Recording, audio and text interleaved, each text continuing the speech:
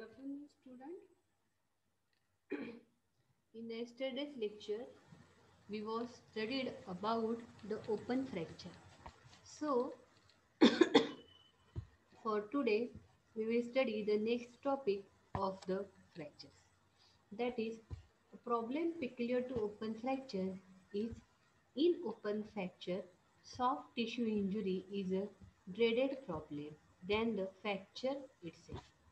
It is a surgical emergency. Then three problems, that is infection from the environment, problems of soft tissue loss, active infection and effective immobilization rendered difficult. Bone repair is delayed, spread is watchful in treatment, then infected non-union, malunion, chronic osteomyelitis is very common.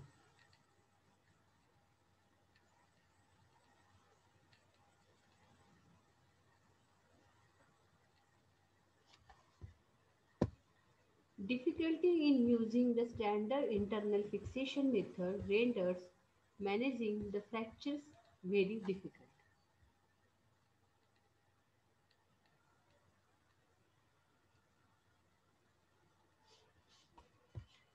So remember that the problems peculiar to open fracture are open fracture soft tissue injury is dreaded problem than the fracture itself. So firstly, fracture is a problem in a patient, but when it is open, it is a more dreaded problem. It is a surgical emergency. Remember, it is a very important surgical emergency. Then there are three types of the problems, that is infection from the environment. If there is a fracture is open, then infection chances from the environment is more, and problems of soft tissue loss.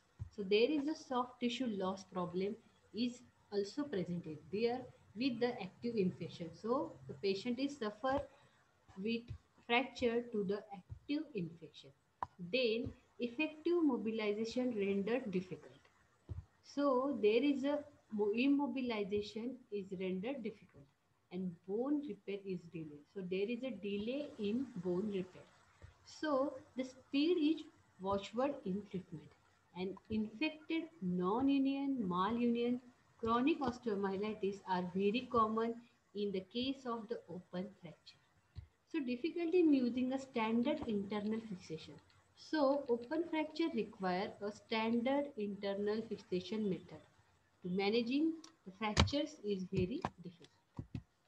Then some interesting treatment guidelines the world over the open fractures are 70% surgeon culture wound on admission. 98% gave antibiotics after initial debridement. So 70% surgeons use culture wound on admission and 98% give uh, antibiotics after initial debridement. So after the debridement, he gives antibiotics. Then 97% use a cephalosporin, and except in grade 1 debridement was done more than once, then 14% surgeon discharge patient with oral antibiotics. So after the operative method, 14% surgeons discharge patient on oral antibiotics and reoperation was done in few cases. So few cases require a reoperation sometimes. Then definitive wound care. After the resuscitation, debridement and application of external fixator attention is now given to the definitive wound care. So after the resuscitation they and debridement and application of external fixation. So definitive wound care is now given, and this is extremely important step as the primary object of the treatment in open fracture and is to convert an open wound into the closed wound. So this treatment convert open fracture or open wound into the closed wound, and closed wound closure could be primary or secondary. Then criteria for the primary closure. All necrotic material should be removed. Firstly, The material is necrose is removed. Then circulation should be normal. So keep in mind that circulation should be normal in such a cases. Nerve supply should be intact. Nerve supply is also important, so it should be intact. The patient's general condition should be stable. So patient is a generally stable, then wound should be closed without tension. The open wound should be closed without tension. No dead space should be left after closure. So, after the closure, remember no dead space should be left. Then there should be no multi-system injury. So, for the primary closure, we also remember that there should be no multi-system injuries. If all the above criteria are met and primary suturing is preferred to close the wound, the following alternative measures are considered in the event of the above criteria not being met.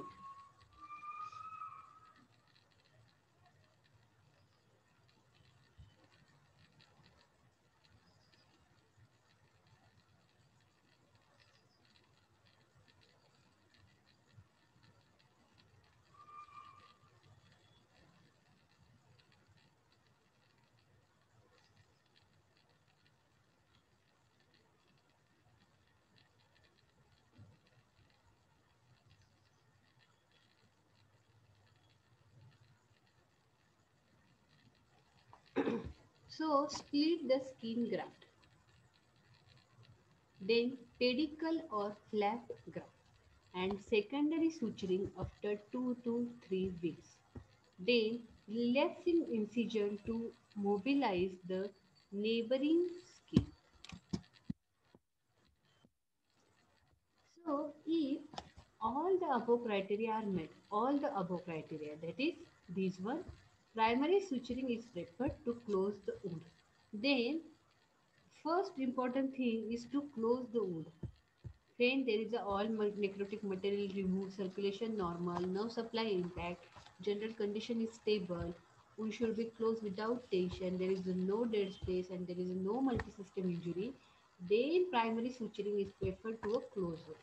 And the following alternative methods are considered in the event to the above criteria not being met. So when there is a split skin graft, pedicle or flap graft, secondary suturing after 2 to 3 weeks, and relaxing incision to mobilize the neighboring skin, then these are the alternative measures are considered in the event of the above criteria when not being then biological dressing, that is homologous or heterologous skin, and to leave it open and to follow by regular dressing and wound inspection and closure later. So, what is the role of the antibiotics in such a cases? It will not replace the wound debridement. Topical antibiotics have very little role. Parental administration is recommended, and the choice of antibiotics is usually a broad spectrum. Bactericidal hypoallergens agent with the adequate serum concentration. So this is the role of the antibiotics. Then role of the AGGs and ATS, that is the patient has to protected against tetanus and gas gangrene by effective immunization against them. Then the role of the primary amputation.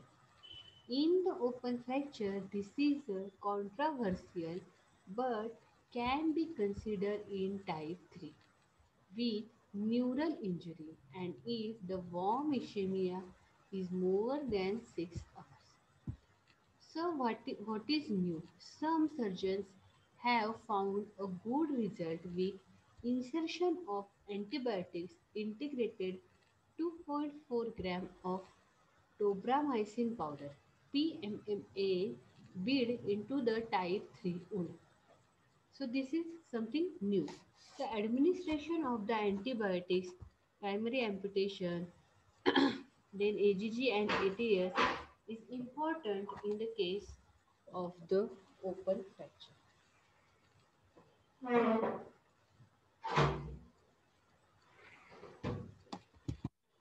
Then remember, in open fracture, debridement is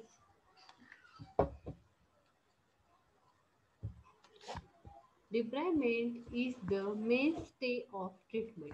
The procedure is 4 E's. That is, first is the exploration of wound. Second is excision of devitalized tissue. Fourth is the evacuation of foreign bodies. And fourth is the external fixation. So always remember, in open fracture, debridement is the main.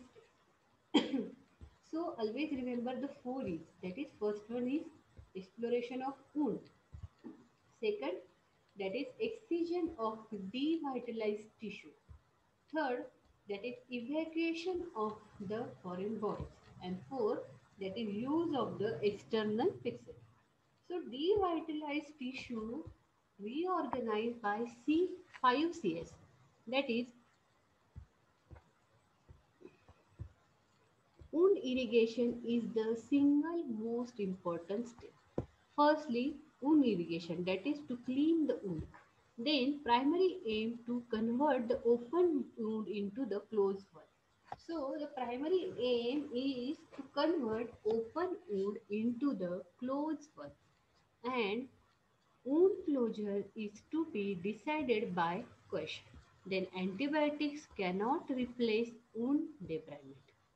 External fixator have definite role. Internal fixator and plasters have limited role. Ultimate goal is to restore the patient's limb and function as early as and as full as possible. So, when devitalized tissue recognized, firstly, wound irrigation, that is the cleaning of wound, is a single most important step. And primary aim is to convert open wound into the closed one. So the wound closure is decided with caution. Antibiotics cannot replace wound debridement.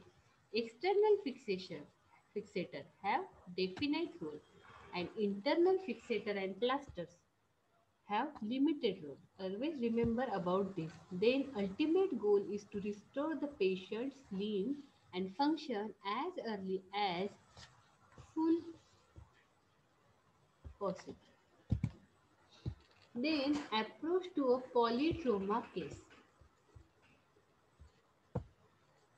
Polytrauma case is as mentioned in the approach to a compound fracture. Speed is the watchword, and systematic examination of the injured in the approach toward a multiple trauma. Case take a priority and should proceed the following lines. Firstly, initial evaluation. That is, ABCDs of initial examination of polytrauma case are as follows. Firstly, A, that is airway. B, that is breathing. C, that is circulation. And D, that is a disability. That is neurological examination. And E, that is exposure. F, that is fracture examination. G, that is go back to the beginning for a secondary survey. And H, that is health. So initial evaluation of the case is very important in the case of the polytrauma, that is airway, breathing, circulation, disability, examination, exposure, fracture examination, and go back to the beginning of secondary survey and then secondary evaluation. After the initial evaluation and resuscitation, a more systematic and detailed evaluation of the injuries mentioned above are done. Fractures are splintered externally and managed later. Nevertheless, a few cases, that is primarily internal fixation, is recommended in ipsilateral fractures. multi-system injury, etc. So, for faster rehabilitation and better nursing care, it is important. These locations are promptly reduced. So secondary evaluation after the first initial evaluation and resuscitation, the more systematic and detailed evaluation of injury is very important. So fracture are splintered externally and managed later. But in few cases, when there is a primary internal fixation is recommended in ipsilateral fracture, the multi-system injury, so there is a faster rehabilitation and it is better for the nursing care and dislocation is promptly reduced. So, fracture examination. So, how to examine the fracture? It is done systematically as mentioned in the previous discussion. That is, investigations are required for that are routine blood examination, radiograph of the head, neck, chest, spine, and affected part, and CT scan and MRI of injured structure are mandatory. So, for the approach to the polytrauma case, routine blood examination, radiograph, that is X-ray of head, neck, chest, spine, and the affected part with the CT scan and MRI of injured structure are mandatory. Then the next topic is dislocation.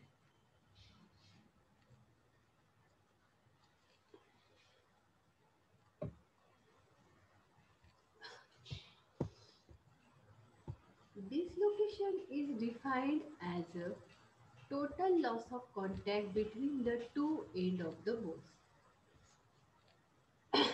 So, dislocation is a total loss of contact between the two ends of the bone. That is, it is seen in this diagram B. And all the dislocation are the emergency like fractures. For delay in the reduction may damage the articular surface which are deprived of nutrition by the synovial fluid. Unlike the fractures, all the dislocation need prompt reduction and early treatment because the patient will not be relieved of pain due to the persistent capsular stretch and the capsule contains the nerve endings which gives rise to the pain. So, this is a diagram of the subluxation and this is a dislocation.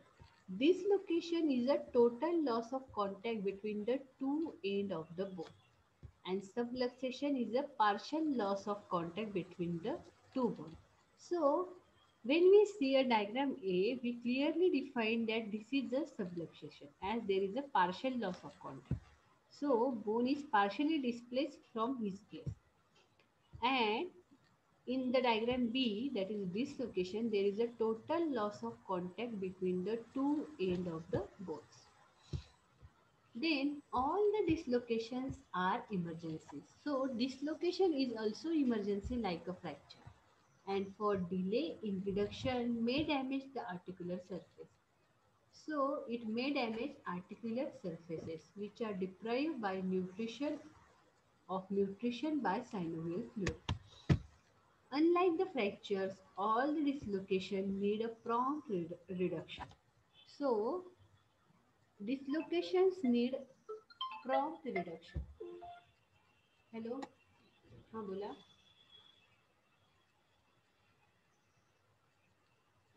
3 वाजेपर्यंत lecture आहे माझं. मी बोलली त्या डॉक्टरांशी, त्यांना सांगितलं मी बिलिंगचं, ते म्हटले मी करतो म्हणून. आणि हां मी तुम्हाला मेसेज पण केलेला मगाशी. हां पेशंट पेशंट आहे ना, स्टेबल आहे ना आता. बरं ठीक आहे, मग तुम्ही घेऊ 3 नंतर घेऊन या, 4 वाजता वगैरे चालेल. हो चालेल, काही प्रॉब्लेम नाही, या घेऊन. त्यांना डिस्चार्ज कार्ड दिलं असेल ना. हां मग त्यांना म्हणा आता जिथे ॲडमिट केलं होतं ना आपण, त्यांनी ते हे पिलं होतं ना परवा सॅनिटायझर. आता सॅनिटायझर पिल्यानंतर त्यांना ICUत ॲडमिट केलं, ET ट्यूब टाकली, स्टमक वॉश वगैरे काय दिलं, एक्सरे वगैरे केला आपण, रक्त तपासलं. हां सगळे रिपोर्ट घेऊन मला या म्हणून.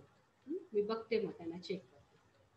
तर सांगते तुम्हाला. हो, तुम्ही या मग सोबत. हो.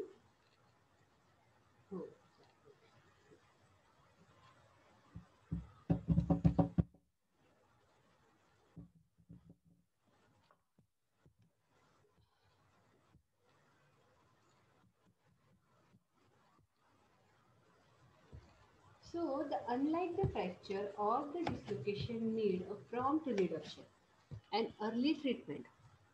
Dislocation required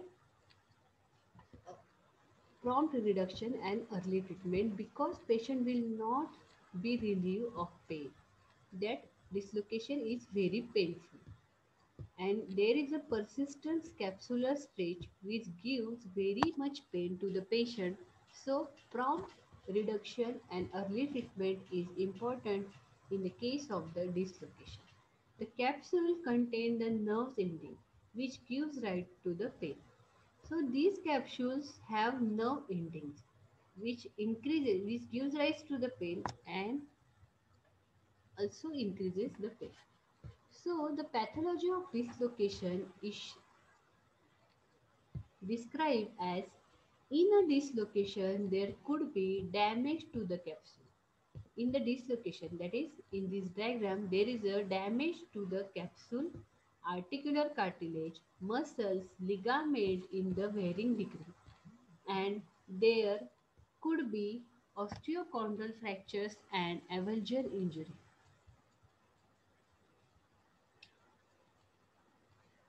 So this is a diagram A which shows the subluxation, that is partial loss of contact between the two end of the bone, and this is the dislocation which shows the total loss of contact between the two bone. So in the dislocation there is a damage of the capsule, articular cartilage, muscles, ligament in varying degree. Then types of dislocation. There are the two types of the dislocation, that is congenital or acquired. Congenital as in CDH and in acquired the following varieties are seen. Traumatic, that is common in young adults due to the high velocity trauma, and pathological, that is in the TB of hip, that is tuberculosis of the hip joint. Then in the septic arthritis, etc. Infective, for example, Tom Smith arthritis in infant, and paralytic, that is, for example, in the poliomyelitis and in cerebral palsy. Inflammatory disorder and rheumatoid arthritis. So, here the scope of the discussion is about traumatic dislocation. And in the clinical picture, when traumatic variety is the most common type of the dislocation, one encounter in clinical practice.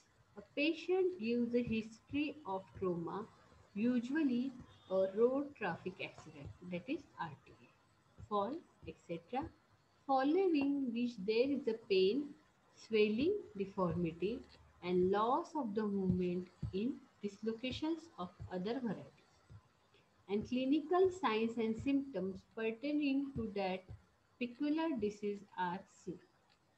So, the type of dislocation is congenital or acquired. Congenital, as in acquired, the following varieties are seen. So, in the acquired, there is maybe a traumatic. The traumatic in the young adult due to the high velocity trauma. Pathological, that is, there is firstly present a disease, that is TB of hip, then septic arthritis. Infective, that is a Tom Smith arthritis in infant, paralytic, that is in case of the poliomyelitis and cerebral palsy, inflammatory disorder and rheumatic arthritis. So here the scope of the discussion is about a traumatic dislocation, and clinical features are shows that it is the most common type in clinical practice which gives the history of trauma, usually RTA, fall, etc. Following which there is a pain, swelling deformity, and loss of the movement in dislocation of other varieties. So there is a clinical symptoms and signs pertaining to that of the particular diseases are seen. So this is a table of a common traumatic dislocation. Firstly, there is the area involved is given and type of the dislocation is described. So when spine is involved in the traumatic dislocation, then there is a anterior and C5 over C6 dislocation is seen. In the upper limb, that is acromion and clavicular joint, type 1, 2, 3 dislocation are seen. In the sternoclavicular joint, anterior or posterior dislocation is seen. In shoulder joint, anterior or posterior dislocation is seen. In elbow joint, there is a posterior dislocation. In isolated dislocation of superior radio-ulnar joint, anterior dislocation is present. Then fracture of dislocation of superior radio-ulnar joint, there is a Monteggia fracture is seen. When there is a fracture of the head of the radius and dislocation of the inferior radio-ulnar joint, then Essex loprosity fracture is seen. In a wrist dislocation, perilunar or lunar dislocation is seen. Then Kaplan's injury. In the Kaplan's injury, there is a carpometacarpal joint of the thumb is seen. Third, that is lower limb or the hip dislocation. In that anterior, posterior and the central dislocation is occurred. In knee joint, there is a posterior dislocation is seen. In the patella, there is a lateral dislocation is present. In ankle, there is a anterolateral dislocation is present.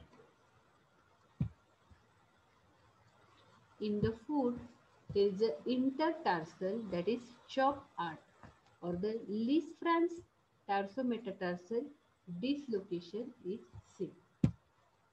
So this is all about the area involved and the type of dislocation according to the area involved in traumatic dislocation. Then next is the typical deformities in dislocation.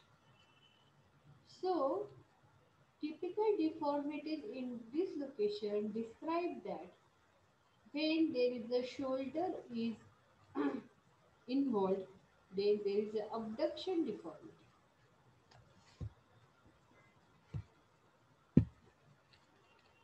When elbow is involved, then there is a flexion deformity. And hip involvement, then there is an anterior flexion, abduction and external rotation deformity. In the posterior flexion, there is an adduction and internal rotation deformity. In the knee, there is a flexion deformity. Ankle, there is a varus deformity.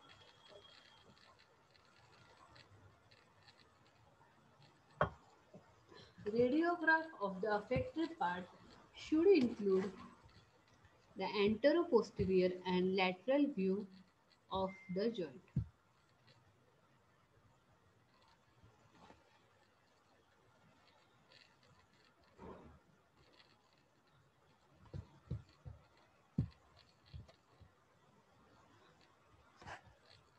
So in the investigation, that is X-ray of the affected part should include anteroposterior and the lateral view of the joint.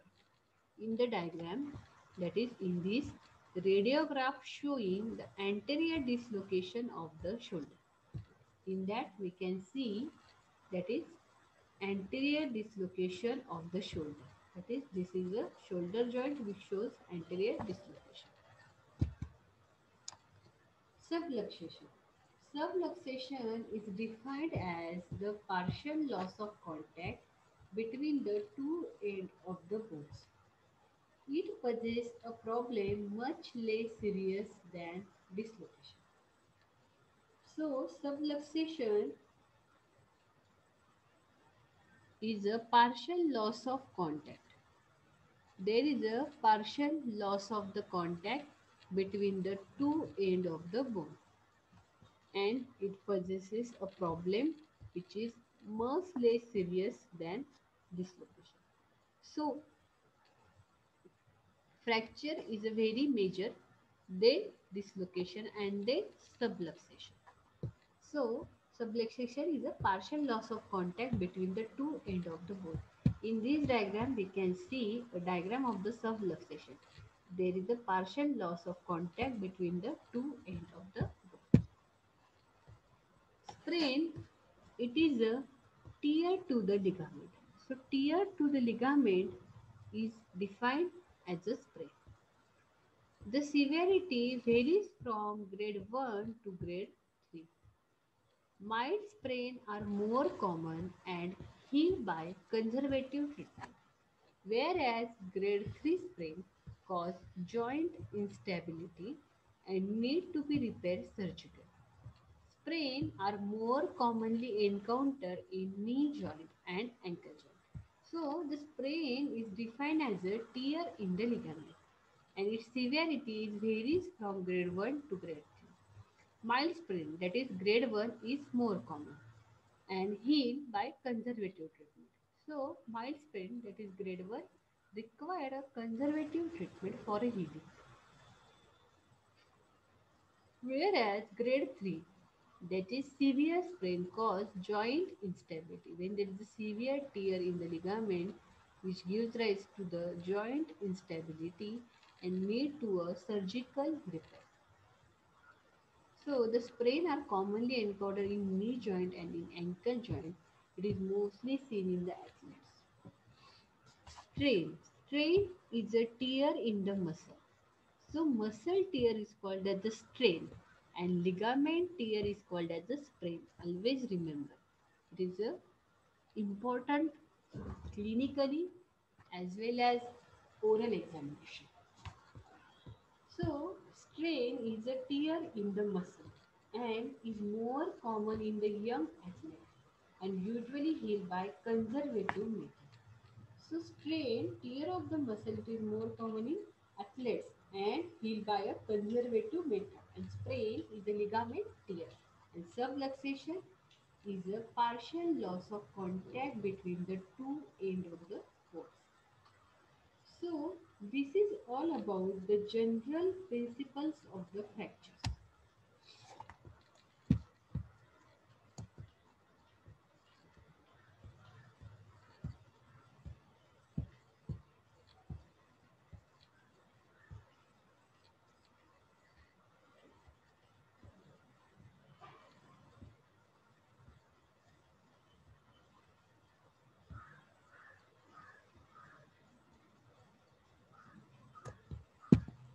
So, the general principles of fractures and dislocation in this chapter we was learn about the many topics, that is introductions,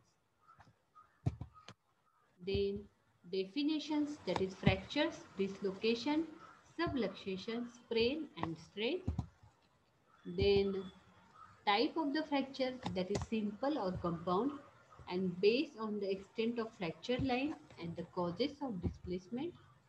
This is a simple fracture, this one is a compound fracture.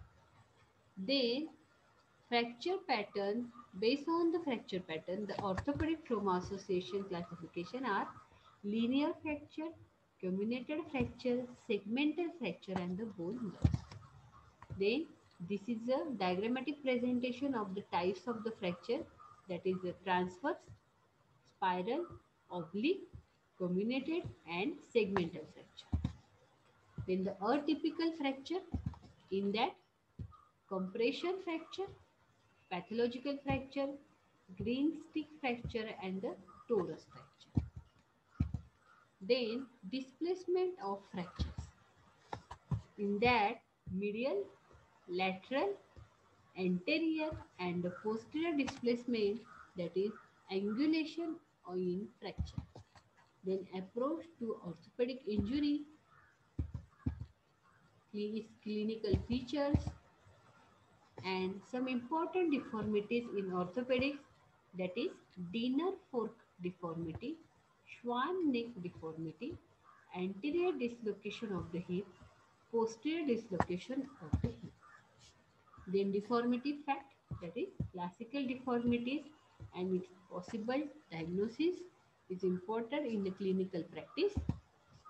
Then its clinical features and features about the clinical signs, that is which are the relevant clinical signs and the missing fact. Then investigation in orthotrauma, that is radiography, that is X-ray, pitfall of the X-ray and the role of the X-ray, then the rules of the X-rays, CT scan, MRI, management of the fracture, its conservative method, then management of the fracture by the close reduction, management of the fracture by open reduction, that is operative management, then choice of implants, that is K-wire, screw, intramedullary nails, plate and screw, interlocking nails, hip implant, spine implant, steel wire, then contradiction for open reduction and disadvantage of open reduction, then open fractures and its classification, that is variety of open fractures, that is type 1 less than 1 centimeter, type 2 when more than 2 centimeter, type 3 that is more than 10 centimeter, type 3b when there is a fracture is open and there is a loss of soft tissue, and type 3c when the loss of soft tissue with the major injury, that is major fracture is seen, and compound fracture with the arterial capillary. Then approach in compound fracture. This is a diagram of compound fracture of femur showing bone loss and its investigation. This is a compound fracture of both the bone of the leg. So this is the X-ray of the compound fracture. Then management principle, treatment, technique. In the treatment, there is firstly a technique of debridement and the criteria to evaluate the tissue stressors. Then about irrigation, that is the cleaning of the wound. External fixator, so this is the external fixator preferred method of immobilization in open fracture.